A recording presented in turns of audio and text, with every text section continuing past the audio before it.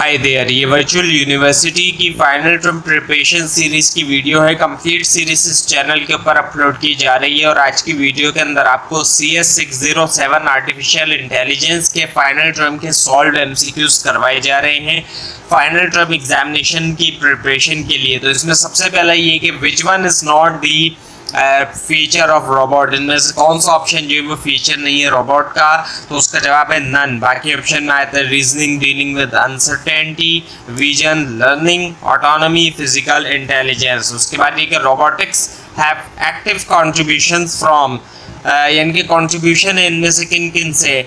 सो इसका जवाब है ऑल ऑफ द गिवन, जिसके अंदर बायोलॉजी, साइकोलॉजी और मैथमेटिक्स है। उसके बाद ये कि in ANNS MSc is known as, MSc जो है वो जाना जाता है इनमें से किसके तौर पर, वो है मीन स्क्वायर्ड एरर। उसके बाद ये कि which one is the advantage of neural network, इनमें से कौन सा जो है वो एडवांटेज है न्यूरल नेटवर्क का, वो है गुड फॉर जनरलाइजेशन। उसके बाद ये सिंगल लेयर परसेप्शन, एक सिंगल लेयर परसेप्शन जो है can not perform pattern classification, perform नहीं कर सकती pattern classification on linearly separable pattern, linearly separable pattern के ऊपर। इसका जवाब ट्रू है फॉल्स है, सो इसका जवाब जो है वो फॉल्स है। उसके बाद ये कि the soma and the enclose nucleus, soma और जो एनक्लोज न्यूक्लियस है न्यूरॉन प्ले करता है, play a significant role, play करता है significant role in processing of incoming and outgoing data. इसकी ट्रू है फॉल्स है, फॉल्स है। उसके बाद ये द एंट्रोपी इज 1, एंट्रोपी जो 1 है when the collection contains number of positive example dash to then negative example, so इसका जवाब है इक्वल। उसके बाद ये कि इन ऑल कैलकुलेशन, तमाम कैलकुलेशन के अंदर इन्वॉल्विंग एंट्रोपी हम डिफाइन करते हैं, we define dash to be dash. इसका जवाब है 0 log 0 comma 0।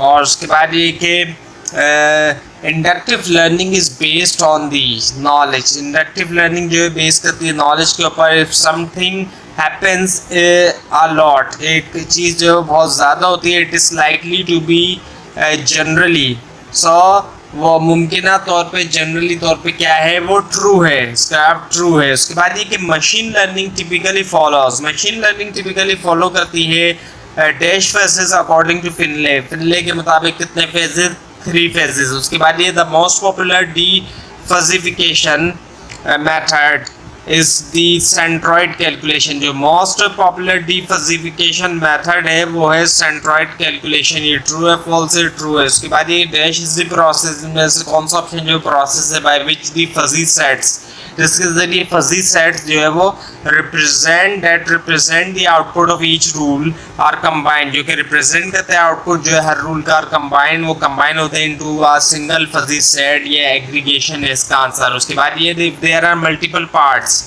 To the antecedent, अगर मल्टीपल पार्ट्स हैं एंटीसीडेंट के, apply fuzzy logic dash, apply करते हैं fuzzy logic dash and resolve the antecedent to a single member between, single number between 0 and 1। इसका जवाब है ऑपरेटर्स। उसके बाद ये यूजुअली है डैश ग्राफ, यूजुअली तौर पे एक डैश ग्राफ जो है इस चूज किया जाता है टू रिप्रेजेंट करने के लिए फजी सेट, वो है ट्राइंगुलर। उसके बाद ये कि रीजनिंग इन फजी लॉजिक, रीजनिंग जो है फजी लॉजिक के अंदर इज जस्ट अ मैटर, वो सिर्फ जो है एक मैटर है of generalising the familiar dash logic, generalise करने का फैमिलियर डैश लॉजिक वो है बुलियन लॉजिक। उसके बाद ये डैश इज अ सब फील्ड ऑफ डैश, कौन सी जो है डैश जो है वो सब फील्ड है किसकी, सो वो है कंप्यूटर विजन इज अ सब फील्ड ऑफ आर्टिफिशियल इंटेलिजेंस। उसके बाद ये कि ईच न्यूरॉन इन दी हिडन लेयर, हर न्यूरॉन जो है हिडन लेयर के अंदर इज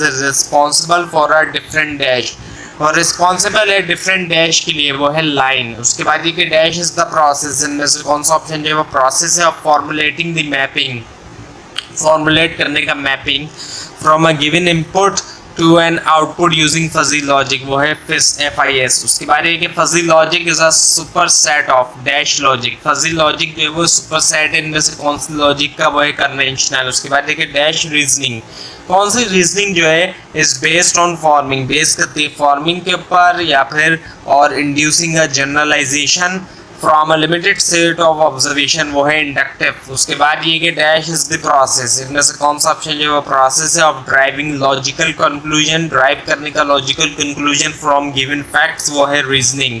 उसके बाद ये कि आइडेंटिफाई द करेक्ट स्टेप, और आइडेंटिफाई करे करेक्ट स्टेप को use to start design, use होता है स्टार्ट करने के लिए design of an operate of an expert system है, एक्सपर्ट सिस्टम का वो है फिजिबिलिटी स्टडी। उसके बाद ये कि any statement can be fuzzy, ये ट्रू है फॉल्स है, ट्रू है। उसके बाद ये कि if the antecedent is only partially true, अगर एंटीसीडेंट जो है वो पार्शियली ट्रू है सिर्फ, then the output fuzzy set is truncated, output fuzzy set जो वो truncate है according to the dash implication dash method, वो इसके जवाब है implication method। उसके बाद ये the tractable performance problems actually are further divided into structured and dash problems।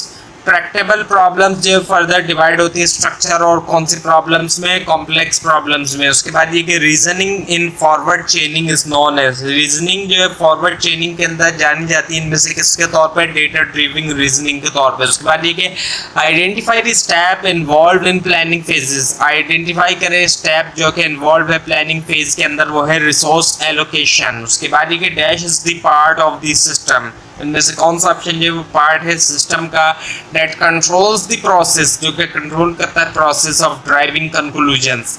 उसका जवाब है एन इंटरप्रेटर और इन्फेरेंस इंजन। उसके बाद ये कि a rule which takes a set of input, जो कि लेता है एक सेट जो इनपुट का एंड गिव्स एडवाइस, और एडवाइस देता है as a result is called, वो कहलाता है क्या, डायरेक्टिव रूल।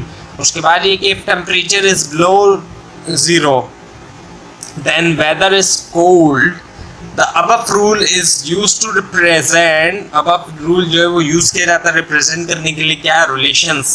उसके बाद ये कि with in an expert system है कि एक्सपर्ट सिस्टम के अंदर the dash contains the fact, dash जो है वो कंटेन करता है facts about a specific subject area है, एक स्पेसिफिक सब्जेक्ट एरिया के बारे में। Rules that express the reasoning procedure, जो कि एक्सप्रेस करता है reasoning procedure of an expert on the subject, वो है नॉलेज बेस। उसका जवाब है expert system technique where a hypothesis is given, expert system technique जहाँ पे दिया जाता है हाइपोथेसिस एट द बिगिनिंग के ऊपर, and the inference engine proceed to ask the user questions about selected facts until the hypothesis is either confirmed or denied। इसका जवाब है बैकवर्ड चेनिंग। उसके बाद ये कि इन सम केसेस, कुछ केसेस के अंदर the rules provide more definite actions, rule provide करते हैं ज़्यादा डेफिनेट एक्शंस, जैसे कि सच एज मूव लेफ्ट और क्लोज डोर, मूव लेफ्ट या फिर close door, in which case the rules are being used to represent, किस कौन से केस के अंदर रूल्स जो है वो यूज होते हैं रिप्रेजेंट करने के लिए क्या, डायरेक्टिव्स।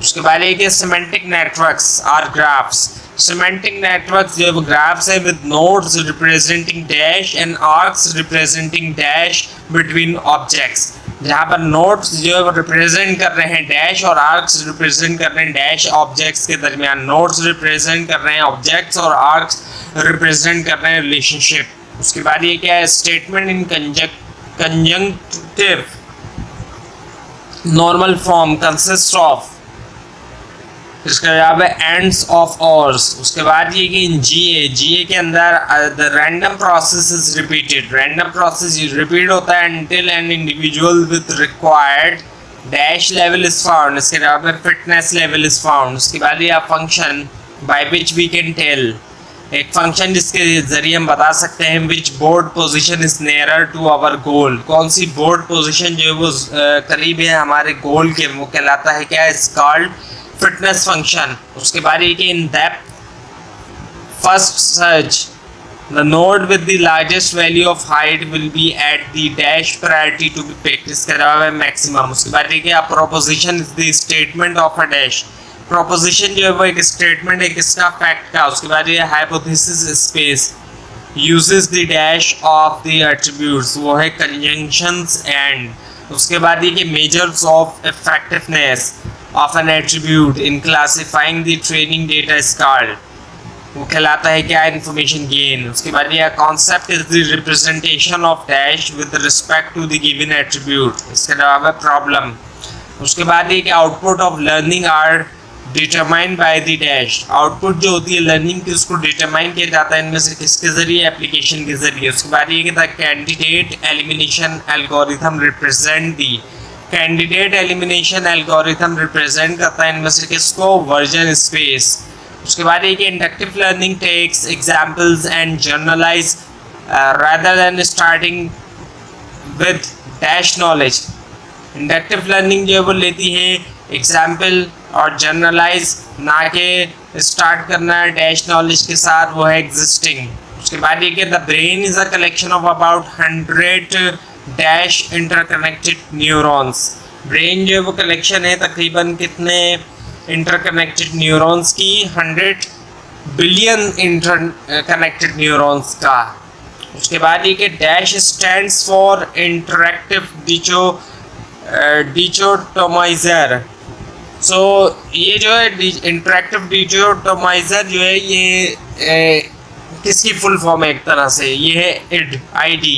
उसके बाद ये कि इन एंस training is the heart of learning in which finding the best dash that covers most of the example is the objective। इसके अलावा hypothesis।